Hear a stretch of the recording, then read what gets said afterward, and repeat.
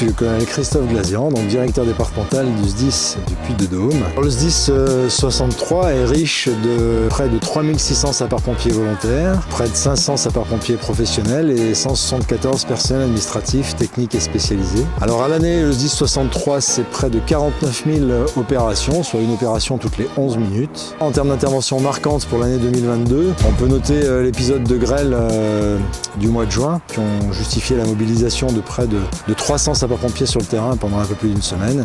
Et puis le SDIS 63 a aussi prêté main forte aux collègues du Midi de la France, en particulier en Gironde, mais aussi dans le sud-est, sur la période estivale. Le grand défi pour le SDIS 63, c'est de continuer à assurer une réponse de proximité en tout point du territoire départemental. Pour cela, il faut que le SDIS optimise son organisation et permette en particulier à ses sapeurs-pompiers de pouvoir se regrouper et de mieux mutualiser leur disponibilité opérationnelle afin d'assurer une réponse de qualité. Philippe Chopin, préfet du Puy-de-Dôme depuis le 24 août 2020. Le préfet est le chef des pompiers au plan opérationnel et il est le directeur des opérations de secours avec un commandant des opérations de secours qui est, dans notre cas, qui serait certainement le directeur du SDIS. Je crois qu'à court terme, on a besoin de renforcer notre maillage territorial pour apporter une réponse encore meilleure que celle que nous apportons à nos concitoyens. Et puis au plan national, c'est de renforcer notre capacité de projection. Vous savez que cet été, pour les feux de forêt, on a envoyé des colonnes de projection. Tout ça existe déjà, mais on est dans le renforcement pour s'améliorer toujours parce que le SDIS, les pompiers, c'est le souci toujours d'une performance meilleure.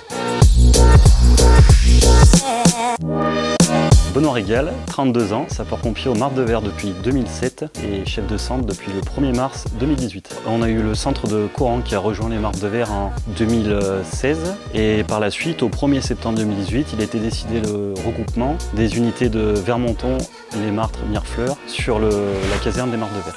De 4 petites casernes, on a réussi à créer une grosse caserne qui était nouvelle pour tout le monde et une nouvelle aventure pour toute l'équipe.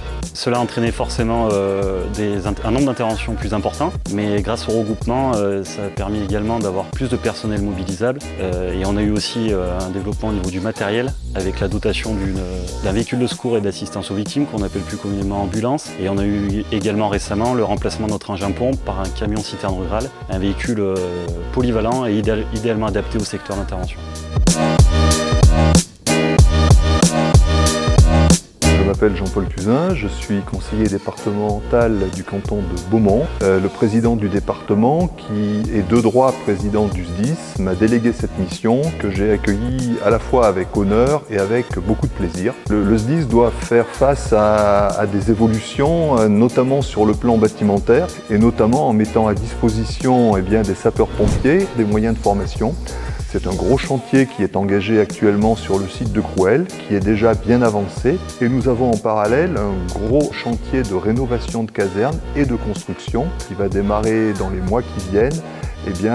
La nouvelle implantation du centre de secours principal de Clermont-Ferrand qui va quitter le secteur de la place du 1er mai pour rejoindre celui de la zone proche d'IKEA. Alors à côté de la formation, il nous faut donner donc à nos sapeurs-pompiers des moyens d'intervenir. Vous en voyez un derrière moi, ce sont ces véhicules rouges que vous avez l'occasion de rencontrer. Il en est de même également pour les tenues vestimentaires mises à leur disposition et nous leur devons la mise à disposition de l'ensemble de ces moyens.